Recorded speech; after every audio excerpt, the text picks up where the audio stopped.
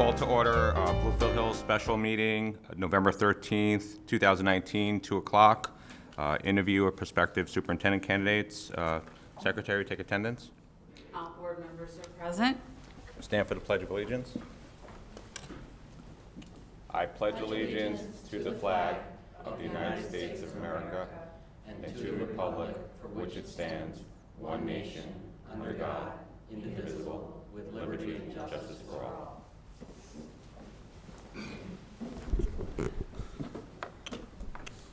Okay, so today we have three prospective candidates for our superintendent position.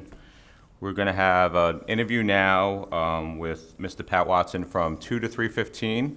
We're going to have after that public comment. Then we're going to take an intermission, and then we're going to reconvene at 5:30 for our other two candidates at night. And then probably later, one of my colleagues will make an amendment to our agenda to allow for public comment after our two interview candidates later on. With that, and just to let everyone know, all of these are being videotaped, and the replay of all three candidates will be available at noon tomorrow on our website. Thanks to Vicki Chandler and her crew back there. So with that, the first thing before we go into the questions, I just want to kind of go around the table and introduce ourselves to you. So I'll start, and then we can kind of go this way. So my name is Paul Cullen. I'm currently the school board president here. I have my wife, Deborah, and I have two children. One is a sophomore at Duke University, and one is a junior at the high school. That will go this way. I'm Jackie El-Sayed. I'm the vice president of the school board right now. And my husband and I have three children who are alumni. Good afternoon, Pat. I'm Cynthia Van Oyen. I've been on the Board of Education for 22 years. Lived in the community for 33 years. I have two children who have graduated from the school district, and my husband's a retired high-risk obstetrics. Hi, I'm Jennifer Cook. I started my board service in January. I'm a veterinarian. I have two children in the district, a sophomore at International Academy and a freshman at Bloomfield Hills High School. Good afternoon, Mark Bank. I am an attorney. I'm in my 9th year on the board. I'm an alumnus of the district, having gone to Lone Pine, West Hills, and Andover, and I have two children who also went all the way through the district, and now in college, or one in law school. And, my name is Howard Barron. My wife and I have lived in the area for about 30 years or so. I've been on the board for 7 years, and I'm currently the treasurer. I'm Lisa Efros. I've been part of the community for 24 years. I have 4 kids, 2 in college, 2 in high school, and in my other job, I am an attorney. Thank you. So what we have in terms of a format, we have here a list of 23 questions. Each question, these are designed by our school board, best practice, community in terms of coming up with what were the best practice questions. We have narrowed it down to 23, and each is assigned a board member. And then at the end, pending time, we'll ask you a final question in terms of, what would be your 90, 100-day plan if we have some time. And then after that, if we have some more time, then we'll see if we have additional time for questions. So with that, I'll start it off with, we appreciate your interest in the position of superintendent for Bloomfield Hills. I understand you have an opening statement. Can you please share your opening statement with us at that time? Good afternoon. I'd like to start by saying thank you for the opportunity to interview. It truly is an honor to be here. My name is Pat Watson, and I've been in education for 26 years, all at West Bloomfield High School. For the first 16 years of my career, I served as a department head, classroom teacher, and coach. For the next 4 years, I served as a district athletic director and assistant principal. And for the last 6 years, I've served as principal of West Bloomfield High School. A little bit about my family. I've been married to my wife, Tammy, for 26 years. Yes, I got married and teaching all at the same time. It was one heck of a summer. We have 3 children together. Ryan, who's a senior at Wayne State University, who's an education major. Rachel, who's a junior at the University of Wisconsin in Madison, and she's a microbiology major. And our youngest, Renee, who's a junior in high school. I'd like to share why I'm so passionate about public education. As a child, I grew up in a different socioeconomic setting than most of my peers. However, I had the honor and privilege of attending Ann Arbor Public Schools. I know firsthand the impact that quality public schools can have on educating all children. I was a product of that. Throughout my time in education and along my journey, I've had the opportunity to learn from some great leaders, some of the best. Dr. Seymour Gretschko, Dr. Faber, Dr. Joanne Andres. I've also had the opportunity to serve in other leadership capacities throughout my 26 years in the West Bloomfield School District. And from that, I've learned quite a few things. I'd like to share some of what I've learned and also share what I truly believe in. I've learned that leadership isn't a title. Leadership is action. Action that supports students and action that supports staff. I've learned that transparency and accountability are key for an organization to thrive. People are going to evaluate you based on what you do, not what you say you're going to do. Additionally, equity and inclusion are key parts of what we do on a daily basis in education. Equity isn't just something that's on my plate. Equity is my plate. Furthermore, collaboration and communication with our community is highly important. We need to make sure as part of the process, we're reaching out to those people that get left behind oftentimes, our alumni, our business partners, the parents in our community who no longer have school-aged children. Lastly, innovation and experiential learning need to be key drivers in what we're doing in education. As educators, we should always be looking for what's next, what's best. How can we provide more deep learning opportunities for all of our children? At the end of the day, we're all products of our experiences. And I believe that my experiences have perfectly prepared me to be your next superintendent. Thank you. Jack, just one thing before we kick off the questions, just to keep in mind, there's 23 questions, so on average, probably around between 3 and 4 minutes a question would get us through, all the questions, so if we're just conscious of time. With that, Mark? I see from your materials today you've provided us with your 90-day entry plan, so I'm going to challenge you with this question. Sure. Please explain what you would set out to accomplish in your first 100 days, and what would you accomplish, and with whom would you meet? Okay. So what you do in those extra 10 days? No, I'm just kidding. Meeting with you. All right. So as part of the 90-day plan, one of the most important things is building relationships. As much as we try to look at what we're doing in education, doesn't mean this, doesn't mean that, it all comes down to relationships. So a big part of what I need to do is meet with every type of stakeholder that's out there. That includes the stakeholders that feel like they've never had a voice. Anytime you have transition, everyone comes forward. Maybe they were passed over before, maybe they didn't have the opportunity to meet with the former superintendent. Everyone's going to come forward. As part of that, there's some key things that I have in there that have to happen. One of those is meeting with all the different student leadership groups in all the buildings. Another part of that is shadowing a student in each building. We really need to know what's going on, and the best way to do that is from a student's perspective. They're very honest, they're very forthright with the things they want. It includes looking over all the data, doing a curriculum analysis, making sure financially, I know fund equity is about 20%. You'd like to keep it that way. It's a $96 million budget, how our FTE is allocated. Part of that 90 days is also looking at what's going on with IA, looking at what needs to be done short term, what needs to be done long term, the potential for facilities and whether or not a bond needs to be issued. There's quite a few things that I've laid out, and I tried to list it month by month instead of day by day, because as we all know in education, it never goes the day the way you think it's going to go when you show up. It just doesn't happen that way. Thank you. Thank you for coming. My question is, what are the top challenges, up to 3, facing Bloomfield Hills schools, and what strategies do you have for working with them?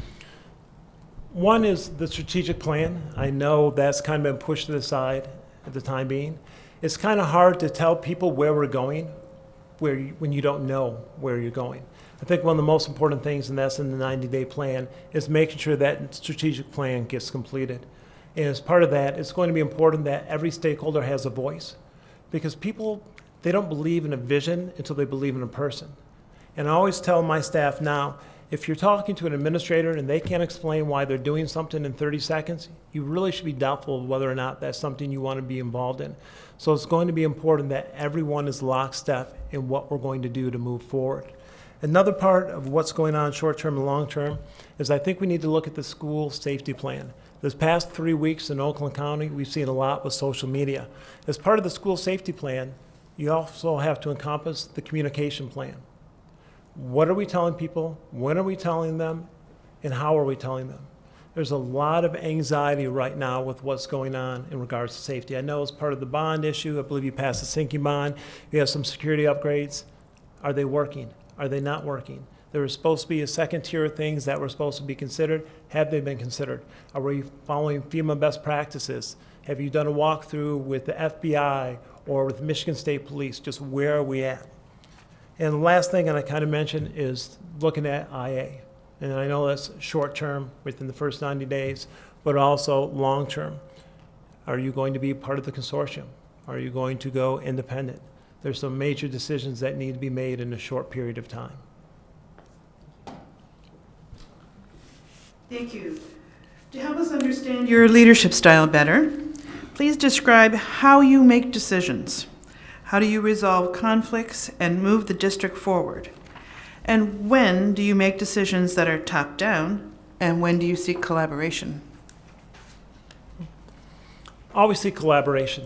It's important to get everyone that's part of your administrative team or key stakeholders in the room. And without collaboration and seeking input, you just are blinded.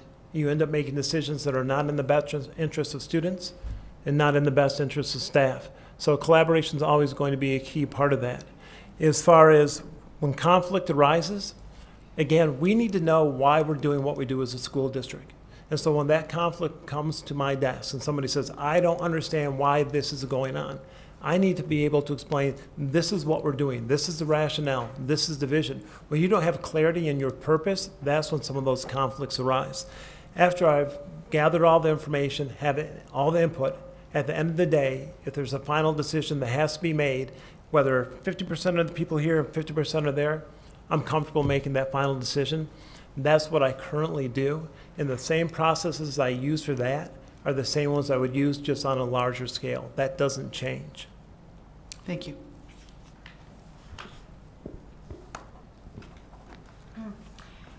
What will you do to raise academic expectations and performance? So I almost want to ask you a question back. What are the expectations that you have? Again, I think this comes back to the strategic plan. I think a lot of times when we don't do a curriculum analysis, we don't know whether or not the curriculum is working. We don't know whether or not we have curriculum that's overlapping, or we, paying for two things and not getting our current return on investment. My expectations, to answer your question, are high for all students. All students deserve the opportunity to achieve and learn. I think historically, if you look what's going on in education in the United States, if you're poor, if you're a minority, or you're a special ed student, you've kind of been disenfranchised over the years. One of my main goals was to make sure that whatever we're doing as part of our strategic plan, for those students that fall in those categories, and all students, what does this plan do for them? What does it look like? What does it sound like? And then working with teaching and learning and working with the rest of the district, how are we going to set the metrics to measure that? What are we actually trying to measure? And when are we going to know that? Because if it's not measurable, it's not going to get done. Thank you. How would you use additional funds to support students? Examples, technology, develop a curriculum, extracurricular funding, athletics, etc.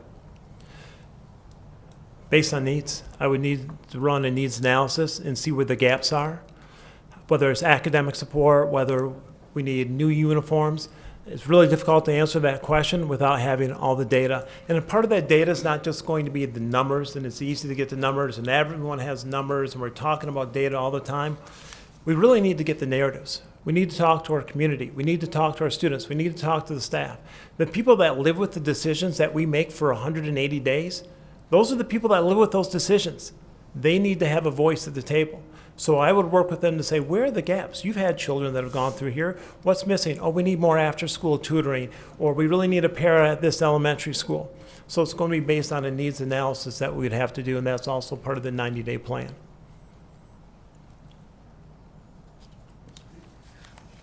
As a new superintendent, what would you need from the school board? Can you give examples of how you'd like to work with the Board of Education? And I'm specifically referring to initially as being a new superintendent to this district. I think one of the first things we would need to do, or I would do, is I would reach out to Marty Chafee at Oakland Schools. He does a lot of great things. I've brought him in before. We need to work as a team. We need to set what our norms are going to be. How are we going to have conversations?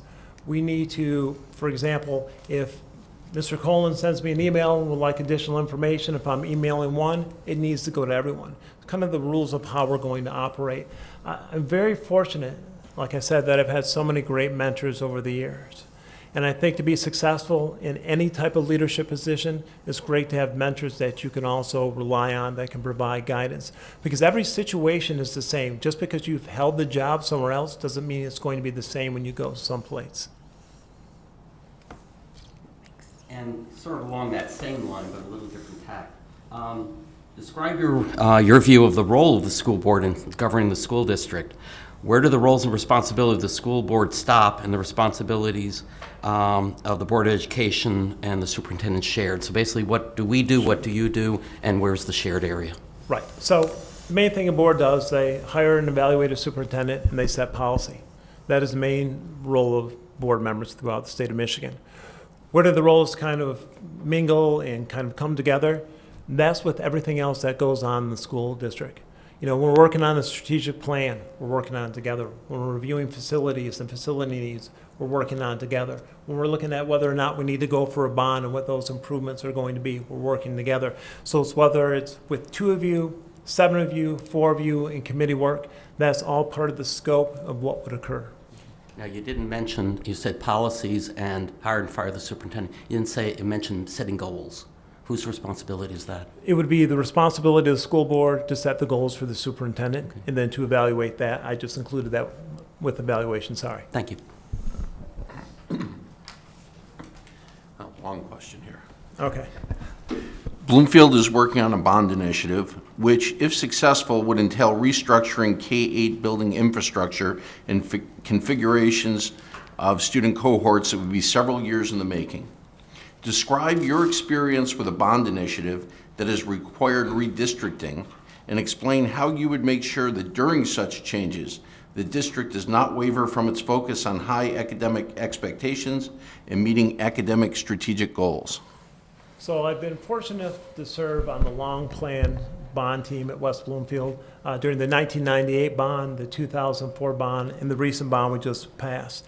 Part of that was working with Plant Moran Cressa on what we were going to do, working on the actual campaign, getting the materials out, and then doing the facilities analysis.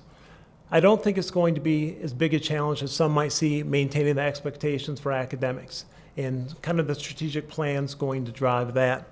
It's going to be important that the community is on board for whatever plan is going to be set forth. Everyone's not always going to be happy. I understand that. But as a board and as leaders in the school district, we'll need to say, this is the vision, this is why we're moving in the direction, this is how it best serves the needs of our students in our community. If we can answer those questions when we do get pushback or people come and say, well, I don't like the idea of this building and it doesn't make sense and my kid didn't have that before or my kid loved the way it used to be, we can rely on the fact that this is our vision, this is the plan, this is why it benefits children, and this is why we're moving in this direction. And part of it's going to be fiscal responsibility. You know, I came from a district that in 2010 was in deficit. I've seen both ends. When I first got into education in 1994 and I showed up as a brand new teacher, I could buy everything I wanted. To the point in 2010 where I'm sitting in district level meetings looking at zero-based budgeting and looking at FTEs in every single building in our school district, seeing if I, through my eyes, can find additional funds to cut, to the point where now we're at 16% fund equity. So I've been through those cycles. I've been through that bond work and had to say, I was responsible for a large portion of the $25 million that we allocated for the high school this year. And if you talk to our community members, the majority of them are very, very happy with the decisions we made because we articulated what we were going to do and the why behind it and gave them a chance to weigh in and have a voice in that process. People want to be heard. Thank you. Another really long question, sorry. Hopefully it'll become narrative. Can you please share specific examples of how you build relationships and create cohesion among different stakeholder groups with differing desires and opinions? To this point, please tell us about a time when you had to make an unpopular decision in order to serve the best interests of students. How did you justify this to opposing voices within the administration, faculty, and the wider community, handle their dissatisfaction, and maintain trust? What was the feedback and the ultimate outcome, and what would you do differently encountering a similar situation again? Wow. I do. They gave you the tough one. Holy cow. I think I wrote this one. Sorry. Wow. Thank you. I'll remember this. So, no, I'm kidding. So it was about 2.5 years ago, we had a district-wide initiative throughout our district. And it got rolled out, and I spent a little bit of time evaluating what we were doing. And I have quite a few concerns. So I reached out to some of my colleagues in neighboring districts that were also implementing the same program. And they said, Pat, do you want the information on the record or off the record? I said, both. They said, on the record, I need to keep my job, so I'm doing what I'm told. I said, okay, off the record. They said, it's horrible. It's smoke and mirrors. It does nothing. It's not helping us. It's all just somebody's dream of putting all these things together and putting it in a binder and saying it's going to work. So I said, okay, not really sure what's going on here. So I talked to the superintendent. I made some calls to some other building leaders. And the feedback I got was, just trust the process. Just, it will be fine. It'll work out. So I did a little more research into the program that we were implementing. And I found out that it wasn't good for kids. And it wasn't going to be good for my staff whatsoever. And that there was no point of continuing to move forward. It was going to set us back. So had some community members reach out to me, then some additional administrators reach out to me, additional conversations. They said, Pat, you need to do something about this. I said, let me think about it. So I spent the weekend. I talked to some of my friends that are in some other school districts, and I had to make a decision. Do I just go along with the initiative because this is what we're doing, or do I speak up? I spoke up, and I said, what we're doing is not going to benefit our students. It's going to set them back. It's not going to help our district. It's going to set us back. It was the next new shiny thing. It got to the point where it was beginning to fail because I had questioned so many things. I then was asked to be on a committee. And I said, you know what, it's probably best I don't serve on that committee. I was told, we really need you on the committee. I said, if I'm on that committee, I'm going to be honest with everyone and it's not going to go well. I was told, you need to be on the committee. We had 2 committee meetings. I spoke the truth. I said why this was bad for kids. I shared what I learned from other districts that wish they weren't implementing it, but people were busy and concerned about keeping their job. Long story short, 6 months later, we set it to sunset. We said, you know what, we're not going to do this any longer. We then went to roll out a new initiative. At that point, I had a conversation with the superintendent. He asked, are you going to be on board? I said, I need to see it. I'm a show me person. Show me this is really going to make a difference. He took the whole high school administrative team and we went to Lake Minnetonka in Minnesota to visit their high school. I came with every difficult question I had. Probably had a little bit of a bad attitude, to be honest. I was going to challenge everything they were doing. Every question I had, they had a great answer. I said, oh, so you do AP classes online? Great. How do they do on the test scores? Oh, 4.2, higher than in the classroom. Do you have that data? Have 8 years. How many years would you like to see? Okay. They gave me free reign in the building. I talked to custodians. I talked to students. I talked to a student that was in school suspension about all these things that are supposed to be going on. All these skills that are supposed to be happening, that they're supposed to be learning. And sure enough, it works. It really made a difference. And then we came back and we rolled that out as our portrait of a graduate. And I'm 100% behind it. What would I do differently, you wanted to know? Absolutely nothing. I stood up for the children in my building and the staff I supervise. I'd do it again. At a time in our society when we are all concerned about school safety, violence, guns in schools, cyberbullying, etc., Bloomfield Hills has been working towards building a restorative culture within our school community. We are working to address issues of equity and diversity. So what experience have you had to address those concerns? So, as I mentioned before, equity isn't just something that's on my plate. Equity is my plate. And we've done several different things. I'll give you some examples. We rolled out a peer mentor program so that every single incoming freshman has a mentor assigned to them. As part of that, we have our group that we call the Fab 50. These are 50 students that we've identified that either for emotional or for academic reasons need some additional supports. We also revised our MTSS Tier 1 and Tier 2 programs, trying to make sure that we absolutely do the best thing we can to support all students. We also, as far as equity and inclusion, we've created co-taught classes where we're looking at English and we're looking at math. So we're pairing a general education teacher with a special education teacher. It's the same exact Algebra 1 geometry curriculum you would get in a non-cohort class, but by having two teachers in a smaller class size, we can make sure those students are able to get the same amount of knowledge that they may not be able to get without the support of additional teacher. We've also formed an African American male mentor group. If you look at the statistics, if you're an African American male, you're more likely to go to prison than to go to college. As part of that program is to lower the suspension rate for that subgroup and also raise the GPA. We also have a program we call Game Changers. We realized that at two of our elementary buildings, they were struggling a little bit with students that had a few behavior problems and a few academic problems. So we reached out to our students at the high school who kind of go overlooked. That everyday student shows up at 2.2, 2.7, and we made them part of this mentoring program. They go down to the elementary schools 2 times a week. They work with the students on math, work with the students on English, and then on a different day, they just kind of hang out with them as a mentor and kind of as a friend. Do you want me to keep going? Okay, all right, great. We also have what we call a girls empowerment group. We realized that it was great. We had this for our African American males, but we realized just in general, some of our females needed a little additional support. So we had a couple community members that we reached out to. One who used to be a vice provost at the University of Indiana that had just moved into our school district. And they formed a girls empowerment group, making sure that some of the needs that girls might not otherwise receive, they have. For example, as part of this program, we started a Women in Science and Engineering Club, and that's paid huge dividends because now we've been able to tag team with some of the universities and their programs like the U of M. Thank you. Sure, okay. Yeah. Actually, my question is very similar.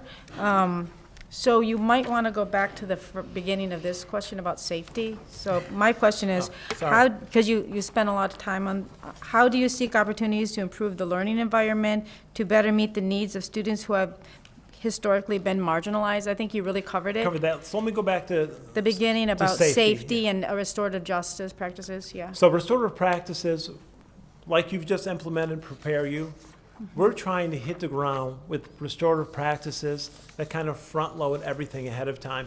So often what you see in schools is that restorative practices are done after an incident's already occurred. So Prepare You is not just a mental health piece, but it really is, by definition, restorative practices. The other thing that's really key is visibility. As an administrator, I've always been extremely visible. Even now in my current position, I'm out of the office 90% of the time. It's important to build those relationships. As far as building relationships with stakeholders, that's visibility as well. It's not just showing up at the play, sitting in the back, watching the play, and sneaking out at the receiving dock at the end. It's coming an hour early, talking to the cast, seeing what their celebrations are, seeing them get prepared, asking them about the play, seeing how things are going. Again, this is a relationship business. It all comes down to relationships. If you can't build relationships, you're not going to be successful. Those who have the most success build the best relationships. If you speak to members of the West Bloomfield community, they'll share the same sentiment. that I will do whatever it takes to build a relationship with the student. We've even done that with what we call minute meetings at school. So everyone has their school counselors. One of the things we do is we have our school counselors meet with our students during class time in our media center. So students never want to miss class, especially our high achievers. So what we do is they have their assignment, they're down in the media center, and then the counselor can call them up one at a time, 7 scripted questions. Do you have an adult you connect with in the building? How are things going? What are your goals? How do you contribute to a member of our school community? Those are types of things that build community and build kind of what you're talking about. Do you have, just a follow-up, sorry. Yeah. I recently took our Restorative Institute here. Do you have a specific curriculum that you use to train or anything? We've sent staff to the restorative practice trainings and they can run the circles. So we've probably trained about 20 of our staff so far with the goal to train even more. But again, I really am in favor of Prepare You because it front loads all those things. Again, kids need to graduate with skills, not just a sheet of paper that says, guess what? For all those years I was compliant and I did what I was told. And the Prepare You is more skill-based. So what experience do you have or have had in lobbying in the state at federal level? What do you believe is the role of the superintendent working with our legislators on issues that would impact Bloomfield Hills schools or public education? Are you familiar with the School Finance Research Collaborative? All right, so working with legislators, the biggest impact I've been able to have in that is making sure I invite them into school.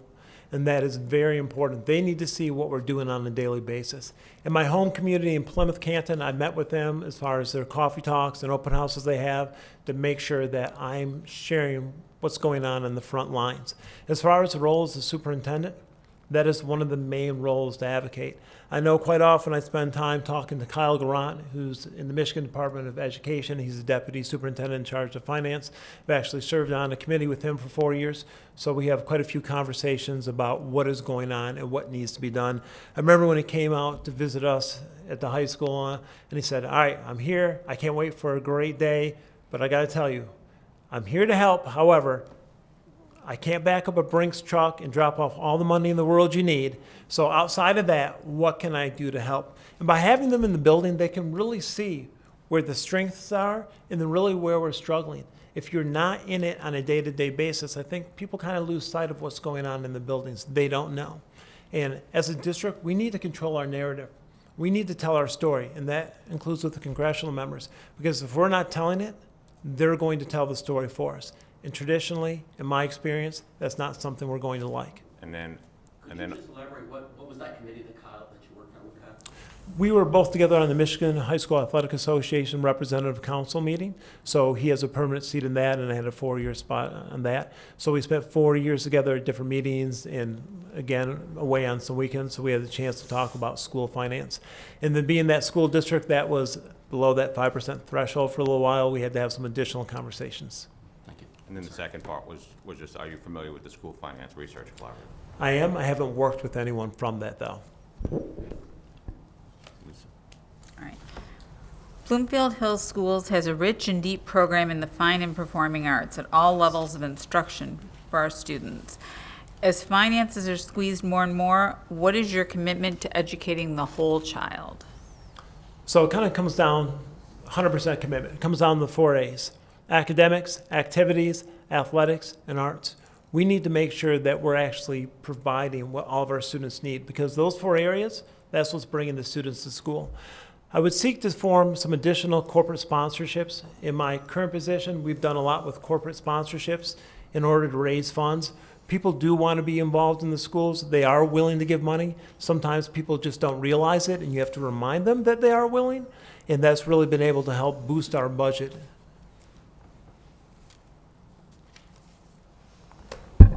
Can you tell us by demographic group, grade, subject, where you've made progress in actually closing achievement gaps?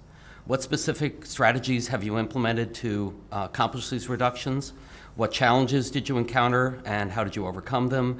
And what strategies were not successful and why? Okay. I could repeat if you'd like. So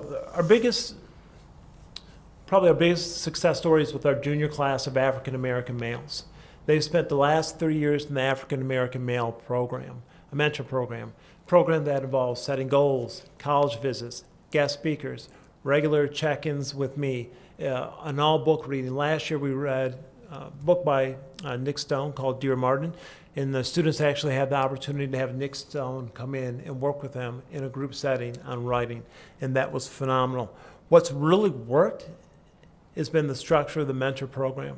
Kids want to feel like they're included. They want to feel that school is working for them, is benefiting them.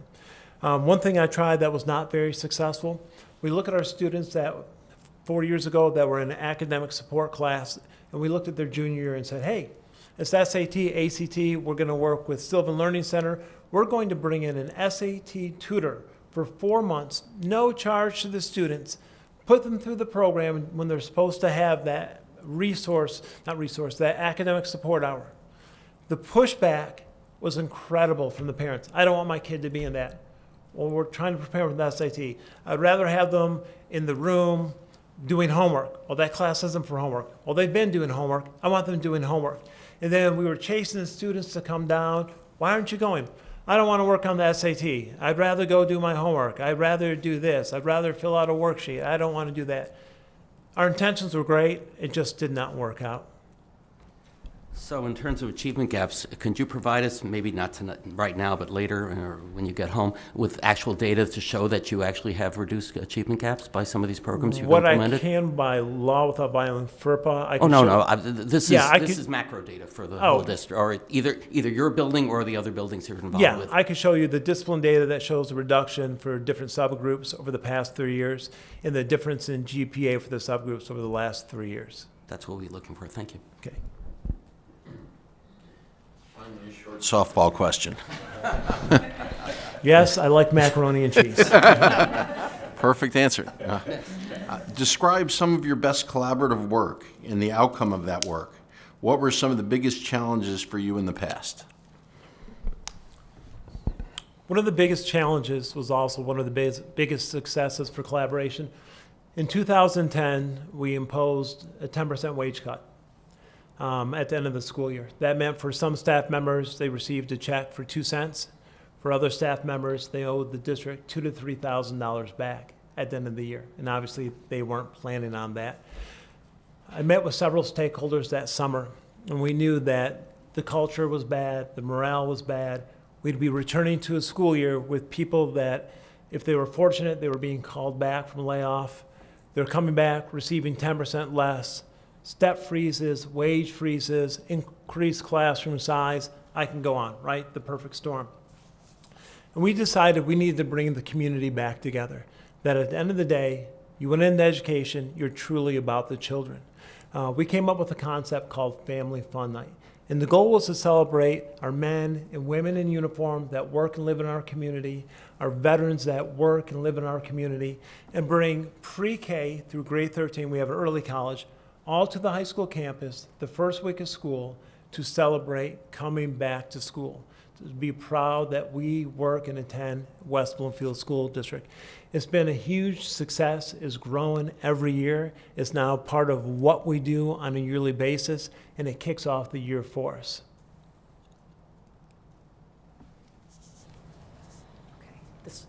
This one is shorter than my last one, Okay. but in 2 parts. What are your plans for recruiting and retaining the best quality teachers? And secondly, how do you and would you hold staff accountable for specific achievement goals and continuous improvement in pedagogy and resultant outcomes? Can you repeat that last part again? Of course.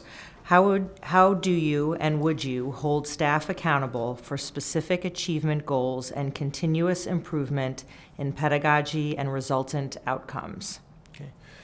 So the recruit and retain is really important that when we hire new staff, we have a robust onboarding program. I would need to take a look at what we're doing.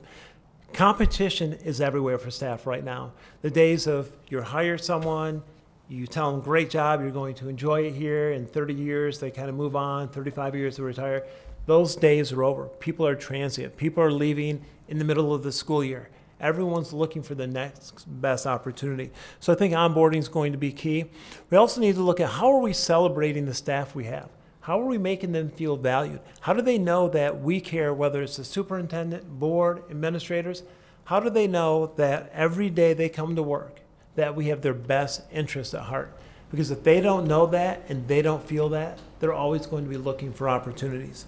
As far as holding staff accountable for achievement, the state's kind of set the threshold for that. What's important for us to do is make sure we're providing the proper support and make sure that the goals are attainable, they're clear, and they're measurable, and the staff knows what the metric is going to be.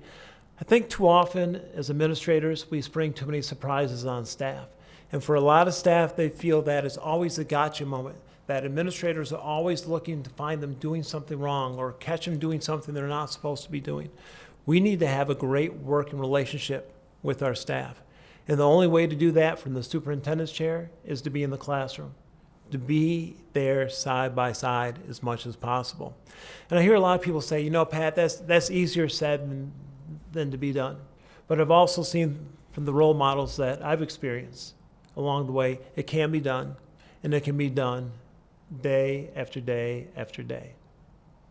Does that kind of answer? All right.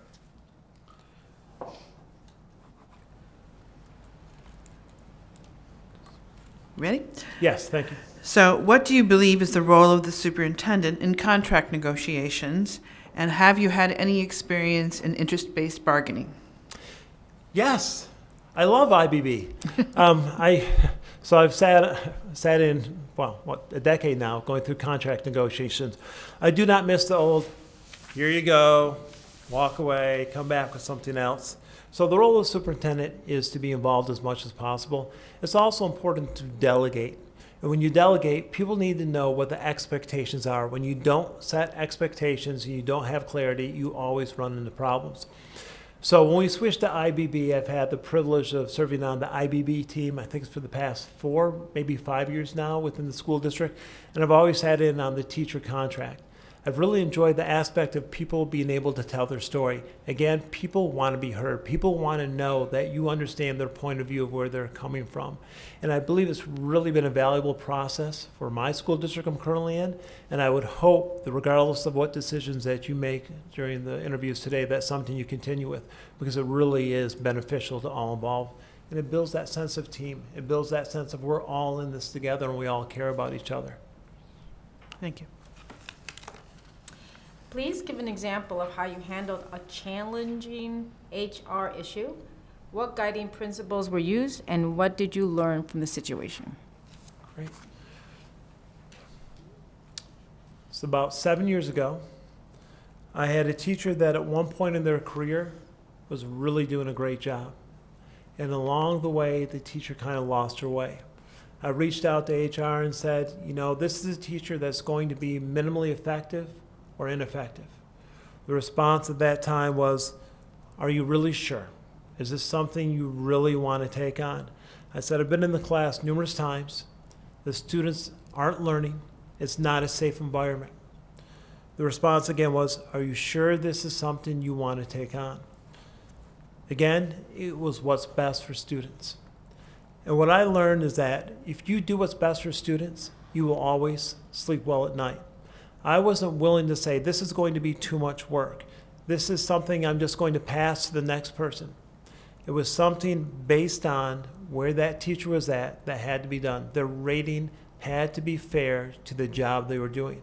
Otherwise, not only was it unfair for students, but staff members talk. Remember, you always have the meetings, and then you have the meetings after the meetings. That always happens. And to not evaluate that staff member fairly, whether there is going to be support or not, was just going to be an injustice. And what did I learn? What I've learned when I was a kid. You always do the right thing. And if you're going to err, you err in favor of the student. Thank you. Would you be willing to tell us what was the culmination of that experience? Without violating confidentiality. Teacher no longer is with the district. Thank I'll you. leave it at that. Thank you. So how do you plan to create relationships with students and become an active presence despite a busy schedule and workload? How do you plan to be visible in the community?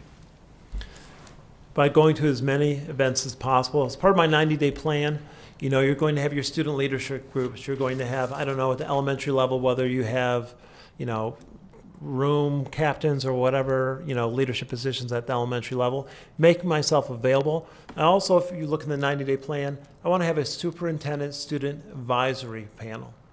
Bringing students in is the most pleasurable part of my current position because they're going to always tell you what's going on. They're brutally honest. They don't know any different. And a lot of times we don't think we give students the credit for the great ideas they have. Some of the things we've implemented in my current position, whether it's our Fine Arts Wall of Fame or our Fine Arts Scholar Breakfast, those are student-led initiatives. Those are students coming forward and saying, hey, something's not right. This needs to be done. That's one of the reasons within the first 90 days I want to make sure I shadow a student in every building so I can see what it's like from their lens, from their perspective as I go class to class, meeting with the teachers, and then just being in the building. I'm a morning person, so for me, I would start probably 2 days a week in a building and then come over to the office at that time. Just to be completely candid, I'm not a person that can just sit in an office all day. That doesn't work for me. That's not my personality. If that's what you're possibly looking for, I would not be a good fit. I need to be with people and with students as much as possible. There's a reason we have a cell phone and there's a reason we have a computer. And that's so that we don't have to be tied to one spot at one time. Like I said, in my current position, I'm out of the office 90% of the time. I know it would be not the same in a superintendent position, but to give up that interaction with staff and students, that would be a non-negotiable. It would simply just happen. Explain your philosophy regarding the provision of special education programs and services to students and give specific examples of how you have applied this philosophy to your practice. Again, I mentioned earlier, there are 3 groups that have typically been disenfranchised, and special education is one. One of the things that we've done, and I gave the example earlier, is we created cohort classes. We want to be as inclusive as possible. All students deserve the right to learn at the highest level possible for them. Besides can you repeat the second part of that question as well, please? Can you give examples of how you've applied your philosophy about special education programs into practice? Okay. So the cohort class would be one. Another thing that we've done is we've revised our resource room classes. We've really looked at the rigor. One thing that I would like to do moving forward is so often we put special education in isolation. We say, hey, special ed, you have your own department, you have everything else. I would like the opportunity for teaching and learning to work side by side special education. We have so many resources in every school district for teaching and learning. What I don't see is those conversations between the 2 groups where they're able to work together, collaborate, and say, based on my expertise and based on what we need for our students in this special ed classroom that might be CI or that might be autistic somewhere within the spectrum, here's some things that we could do that would be robust and great. That's something I would expect to happen in this school district if I was superintendent. Could you please provide some key performance indicators that you would use to measure the success of the school district and its students? How do you view the role of standardized tests in achieving success for all students? Okay. So the first part, you know, the data's easy. You know, NWA, Pontus and Pinnell, your AP, your IP scores, MSTEP, SAT, PSAT, common assessments. All that's there. Tests are just one part, one measure of what we do.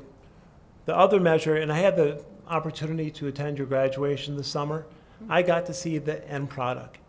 And that was amazing to see your students graduate and look on their faces and hear some of the parents talk about, here's what my son's going to do, and my daughter is doing this, and just the excitement they have.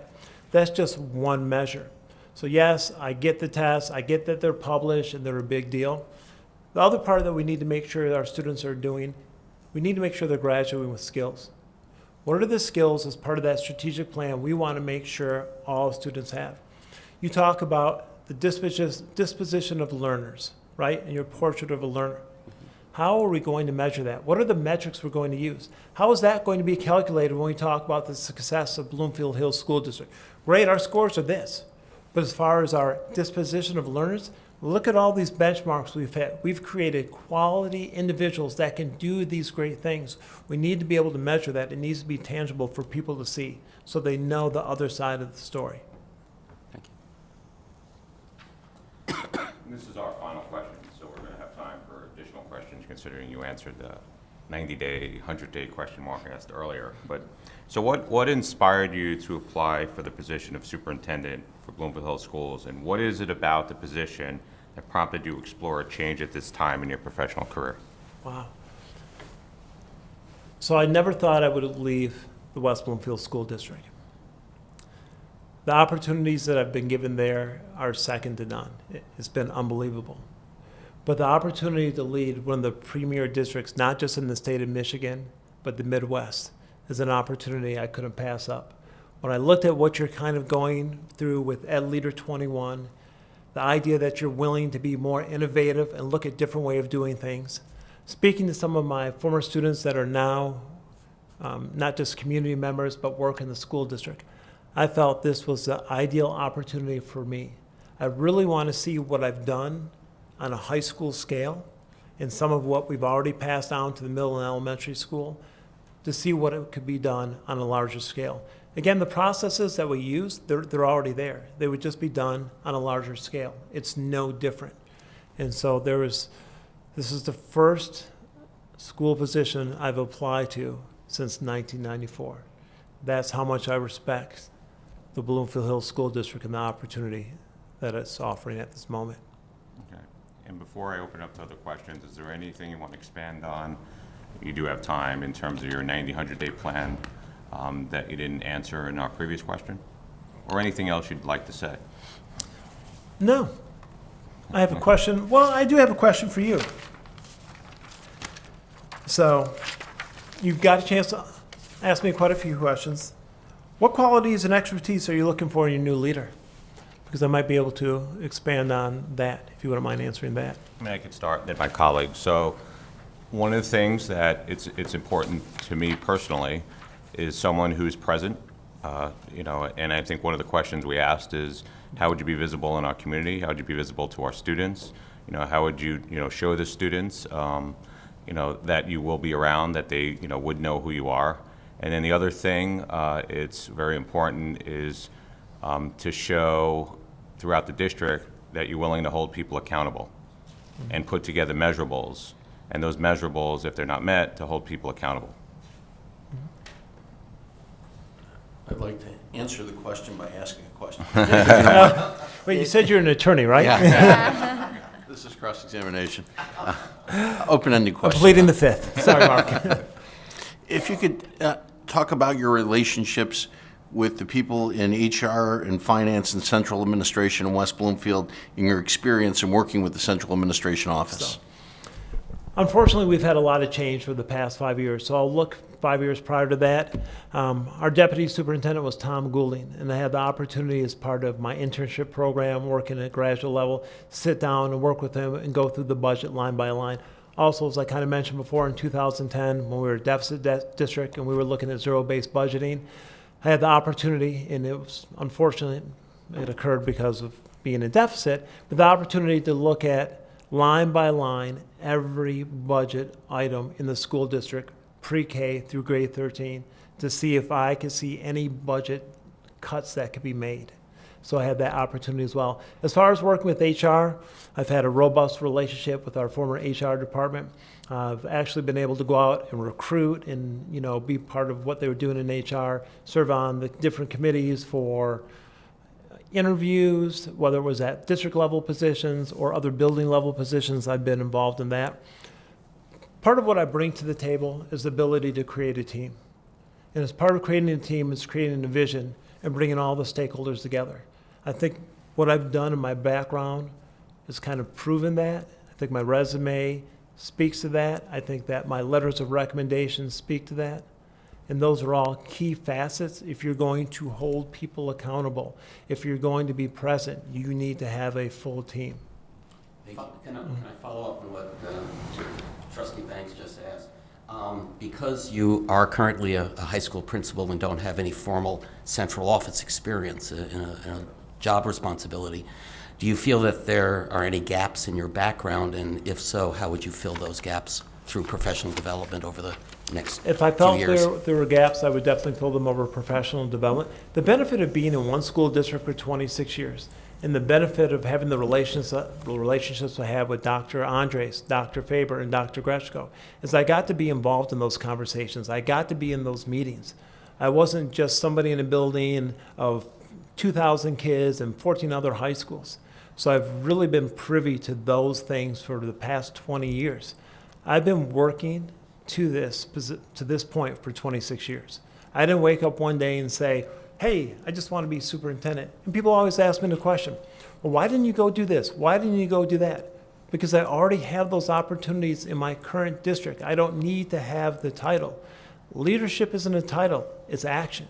And the actions I've taken year after year after year have proven that. Thank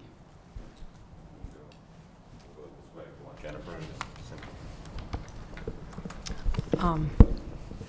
Among all the fine attributes we've been talking about today, I speak for myself to say I'm looking for a very, very strong academic leader, someone who can be a real coach to principals and other administrators in the same way that principals are the academic coach for their teachers. I'm really looking for somebody who will look outward into the wide world, into best academic practices, bring them home to Bloomfield as they make sense for us, and to have very high level of rigor and expectations for all of our learners, wherever they are in the learning curve. They can all do better. Okay. If I can speak to that a little bit. Currently, my administrative team and we do coach teachers. That's part of what we do within our best practices at the high school. One of the areas we're really focused on this year in regards to coaching is that first 5 minutes in class. What are we doing to make sure that students are engaged the first 5 minutes of class? You also talked about looking outward. One of the things that my team and I participate in is called best practice site visits. Typically, we get to 7 or 8 different school districts per year. I don't know why in education we don't want to share. There are so many good things out there. I know, like I said today, East China came in, Madawan was supposed to come in yesterday, but obviously we had a snow day. We had almost 40 different school districts from superintendent down that came to the high school last year for best practice site visits. And those conversations weren't just, what do you do at the high schools? What are you doing K through 12? And having been involved and knowing what's going on, I was able to share the stories of here's what we're doing in our pre-K program all the way up to our early college, right? And so those things have driven great things we've done. We've taken things from New Trier in Illinois, from Mater Dei in California, from Bishop Gorman down in Las Vegas. So I think it's important. We kind of have this false sense of security in Oakland County that we know more, we're the best, we have all the experts right here in the building. The problem is if you have all the experts, and I have all the experts, and Birmingham and Novi have all the experts, none of us have all the experts. So it's always good to get that fresh set of eyes, and that includes with all the programs. So when we talk about our special needs students, when we talk about our minority students, when we talk about our students from poverty, those are in all students, but those 3 in particular, we need to be reaching out and looking at other schools who are having more success than us and saying, what are you doing differently? What can you share with us? Can we come and see your best practices and then implement them here? There's no shame in doing that. It's what's best for kids.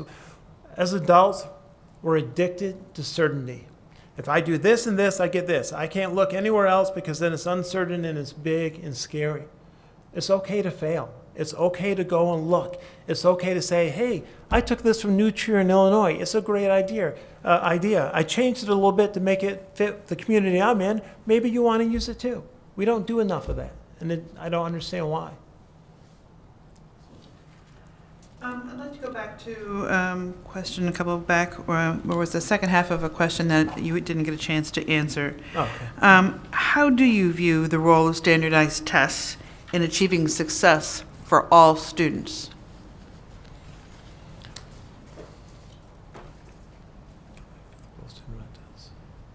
I think it's only one measure. I don't think just because you've scored high on a standardized test, it makes you necessarily successful. I think part of what we need to do with the strategic plan is to define what is success.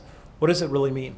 Is it getting a 34 on the ACT? Great, then everyone else is a failure? Is that what we're going to say? So until we can define what our metrics are and what our measurables are, it's kind of hard for me to answer what success is going to be, other than saying every student reaching the capacity and capability that they were born with. That would be success. But how do we measure that? That's something that we need to decide. We spend so much time talking about tests and talking about if they don't do this and they don't do that. And I get it. I'm in the same type of community where parents come to me and say, well, my kid might not get to Michigan. There's tons of great schools out there. Well, I went to Michigan. My husband went to Michigan. My kid needs to go to Michigan. We're working with students who say, how do they measure success? Talked to a student about a week ago, right before the November 1st deadline. So you ready? Well, I'm ready if I get in Michigan. Well, if you don't, what do you want to do? Well, I guess I can go to Michigan State. Well, what about some of the other schools? Well, I've worked too hard for that. Why would I want to go to those other schools? What would be the point of that? I could have just not done high school. That is a horrible mindset we've created by putting so much focus on these standardized tests. We need to take some of that focus off and focus on some other things. How would you go about Wait. setting? It's my turn. And so many great things. I agree with everything. Integrity is very important, but I want to ask you, kind of follow up. You mentioned experiential learning, Yes. and you mentioned Michigan and the elite colleges. We have students that also, would really benefit from alternative paths. We have a working farm, we have a nature center. We haven't been too involved with CTE or any other type of, or even community colleges that much. What is your experience in that to be able to provide students with those alternatives that you're mentioning? They can also go hand in hand. Currently, we work with 24 different trade groups, so if that's a pathway for our students, it's something that we make available to them. As far as CTE, we have a robust CTE program, whether it's computer science, so we offer AP Computers, which is very popular. Also our DECA, which is our business club. Some of our highest achieving students are part of that. They see that as a way for them to prepare for business school, whether they're looking to get in Ross or get into a different school. Was there another part to that as well? Just in general, alternative paths for those students. Right. That really would benefit Right, so from. it's not just the trades. We also have quite a few internship programs. So if you're thinking you want to be a doctor, we have a medical mentorship program. That's that experiential learning piece. If you think you want to be an engineer, we have a partnership with Lawrence Tech University where you're leaving 3 times a week and you're going and you're working in the lab with PhD candidates. If you feel you want to be a teacher, we have a professional apprenticeship program where you're leaving again, going and working with a teacher. You want to be a lawyer, then you're going to visit Mark Bank and you're working with his office 3 days a week. Thank you, appreciate for taking the students. So we've tried to do those things. On a smaller level, I'll give you a great example of a 10th grade chemistry class I saw last week. The typical science lab 5 years ago was steps 1 through 15, everyone do it, you make that. Not quite a lab, more compliance, you're following directions. The lab was this time, here's all the materials you'll need, here's the finished product. I want you to make that. And the students looked at each other, what do? I want you to make that. Okay, how? Where do we start? Talk to each other, figure it out. Everything you need is right in front of you. To see them make that progression from the first day, and I came back the next 2 days, so Wednesday and Friday, to see what they were doing, to see them engaged and failing and learning and finally figuring out and having that success was amazing. That's on a small level, the type of experiential learning I think our students need to be involved in. I know I talked about innovation as well. One of the things that we've done is we've instituted crowdsourcing. We want to make sure, we always talk about students having a voice. Staff needs to have a voice as well. And through crowdsourcing, staff, they're able to go out and present and project ideas of what may benefit the school, what might make it better. As part of that, we have small, medium, and large ideas. Our big idea or large idea this year was a class called Innovation Lab and Innovation Learning. It's all based on the Stanford School of Design. So those conversations that used to take place, the meeting after the meeting I talked about before, don't happen as often because now staff has a place to go and suggest ways to improve the school. As administrators, We don't decide what moves forward. We don't decide what gets implemented. The staff votes on the ideas they feel are best, and then we have a staff innovation team that kind of takes it through a workshop and then implements it the next year. So it takes us completely out of it. So they have full control over that. Part of what we're doing this year is also adding the student innovation team so they can be part of the process. Does that answer your question? Yeah, thanks. Thank you. Thanks, Howard. How would you envision a relationship between the superintendent and the educators or the union members in the district? I would anticipate it's exactly the same as it is now, a positive working relationship. How do you make it a positive working relationship? There's only one way. It's one conversation at a time. That's the only way you can build a true relationship with anyone. And that requires time. I understand that. You know, you're making a huge investment in a person to lead your school district. Your expectation should be they're making a huge investment back into the staff. That's all staff, you know. Sometimes our bus drivers, our paras, our custodial staff feel like they're left out. And that conversation with the cafeteria worker is just as important as a conversation with the staff member teaching AP chemistry down the hall. So you asked what we were looking for in a superintendent, and one of the things that's important to me is someone who's willing to think outside the box, be innovative, and who will embrace change. I saw in your application a number of programs that you've done, aside from the ones that you've already mentioned, which are numerous. Can you highlight some of the innovative things that you've brought into your district, and where do you see the room for some of those or even different kinds of innovative programs in Bloomfield? Great. I would say one of the main ones is crowdsourcing. To see the staff engage and really enjoying the process of doing that. It's kind of more of a business model. So that's something that's been great. I think that would be a great asset to the Bloomfield Hills School District. I also think the internships and mentorship programs we have would be a great asset to the Bloomfield Hills School District. Another thing we do is we reach out to our alumni. We have alumni back in our building weekly. There are so many different things that they can add.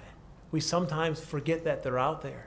Think of all the students that have graduated from the Bloomfield Hills School District in the past 20 years, Mr. Bank? You graduated maybe 20 years ago? 15, right? You can tell by my hair. I didn't even notice, sorry. But no, seriously, who's reaching out on your behalf to those students to bring them back? They add so much to what we're doing on a daily basis. One of my former students, we're going to have coffee hopefully next week. He now works in the news station and haven't talked to him in a while, and he's coming back to be a guest speaker. Couldn't be happier. We love when our former students come back. Is that really innovative? Yes and no, not in the terms of what you think is innovative, but so often when I talk to other colleagues in other districts, they don't really reach out to their alumni and have them back for anything, other than maybe here's a special event, it's been 20 years since we graduated, kind of show up. I would also kind of like to see your global education teams, just what they could be involved in.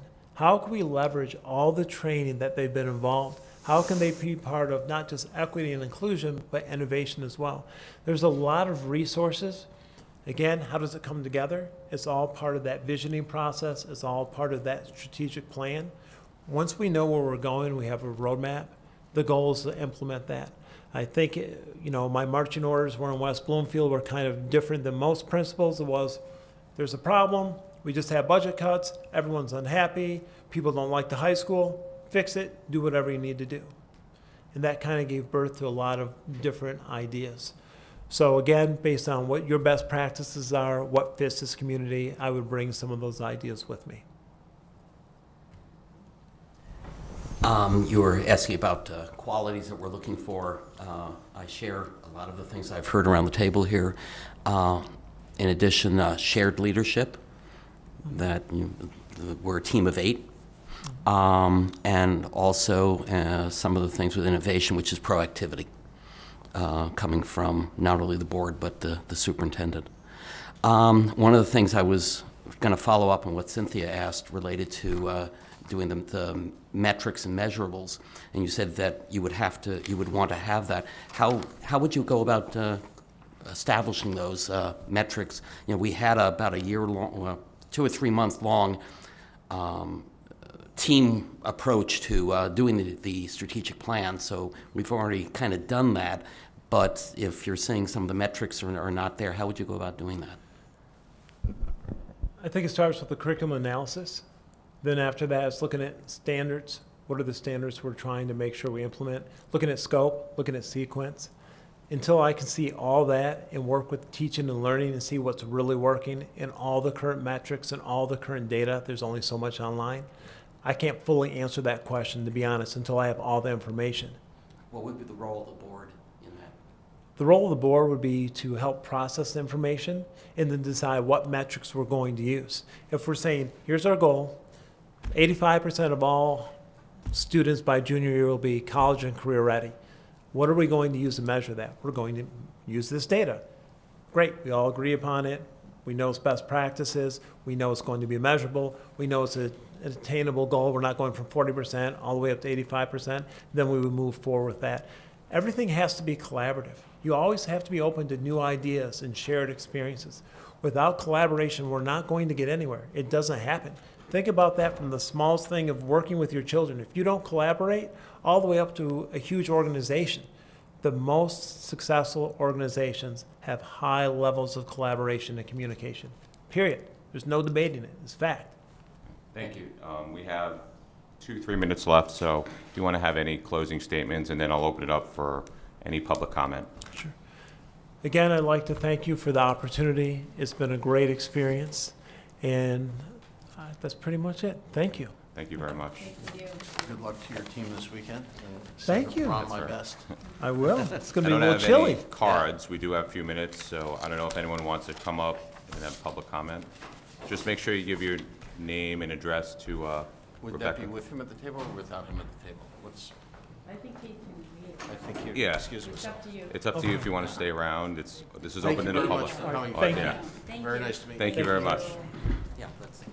That's right. It's been a pleasure. Thank you. Thanks so much. All right.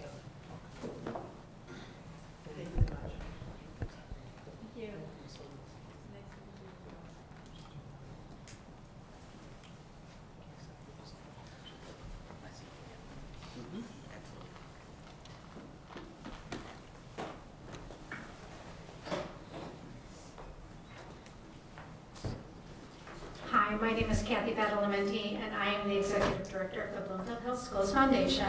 And just something that became apparent to me in the line of questioning, and perhaps it was specific to his answering the questions, is that I would like to have the addressing of things like corporate sponsorships and donations and crowdfunding. I would like to explore that more, or have you explore that more when you're speaking. There's liability issues and accountability issues with crowdfunding, and there was no question in terms of how he would work to support donations to the district in terms of working with the foundation. Thank you. Any other public comment?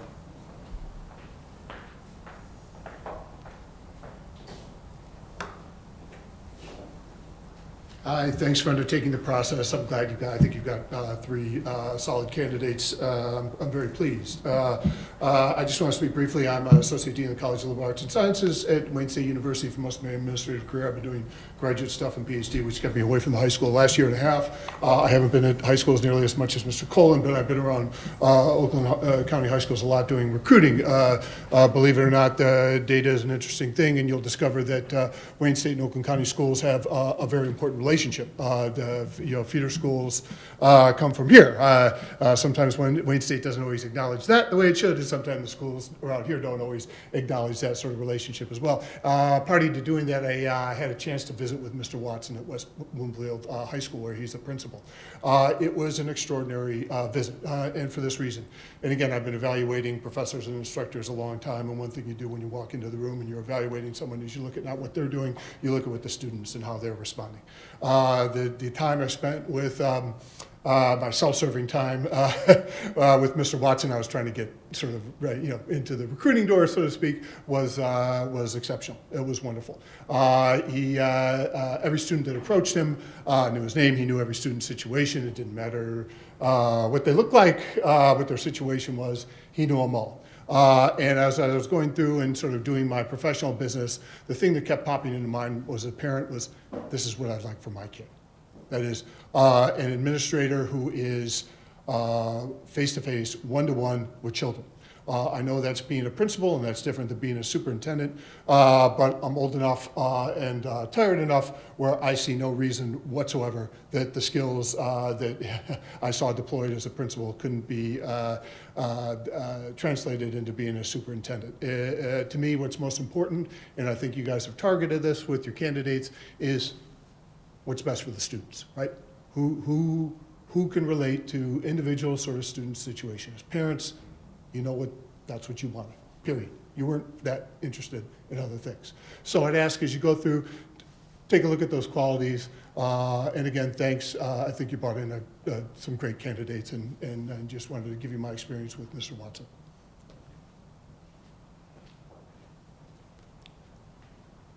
Stephanie?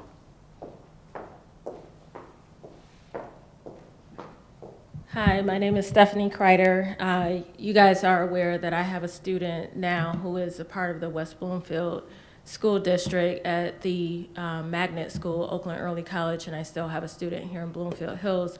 So I've been able to spend about a year and a half now to be able to, make some comparisons in terms of experiences that I've had here.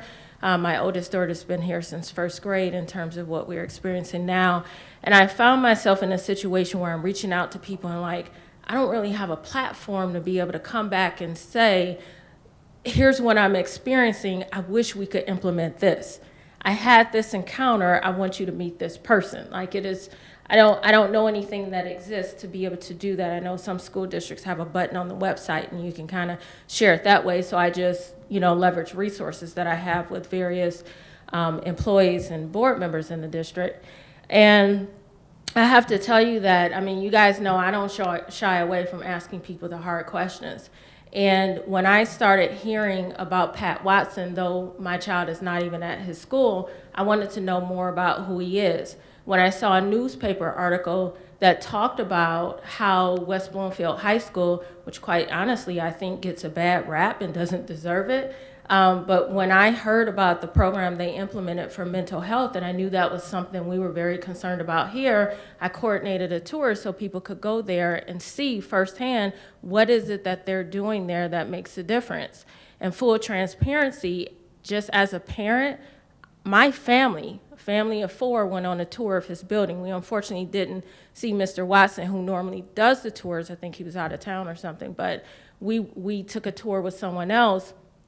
And from those experiences, I have had follow-up conversations with him one-on-one where I was able to ask him the really hard questions, and also through Friends of Different Learners, which is a group where we look at helping support our community, whether you have a child who's gifted or you have a child who has a 504, an IEP, or anywhere in between. Maybe you don't have anything, but you're just questioning right now.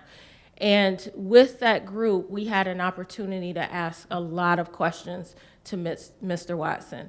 And I have to tell you that what you saw today is exactly what we received as well. An authenticity that I just don't find in many places. I think you guys have done a really great job having 2 of the 3 candidates to move forward who don't have this sterile resume that you would normally put forth to a corporate environment, a resume that really speaks to their empathy and character. To me, that's what Rob Dereka, that's what Pat Watson, it just comes out of their pores in terms of being very empathetic people who have our community's concerns at heart. I believe they eat, sleep, and breathe it. But I would tell you that I talked to current employees, I spoke with superiors, I've spoken with students, I've spoken with a number of different people about Mr. Watson, and he is the real deal. it would be a tremendous loss that other districts have actually contacted him in the past for him to be their superintendent, and he said no, that when he decides that, you know what, I really value that Bloomfield Hills is in a position saying that they're willing to take it to the next level, I'm willing to roll up my sleeves and work with them and really look at the good, bad, and everything in between. It would be a tremendous loss if we didn't have a leader like that in our district. So thank you for everything you've done. I hope that you get an opportunity to meet more people who've had experiences with him, and just continue to look at the innovation that will come forth from him. Thank you. Any other public comment? If not, then we're going to take an intermission and we're going to reconvene at 5:30 for our next two candidates to interview. Thank you very much.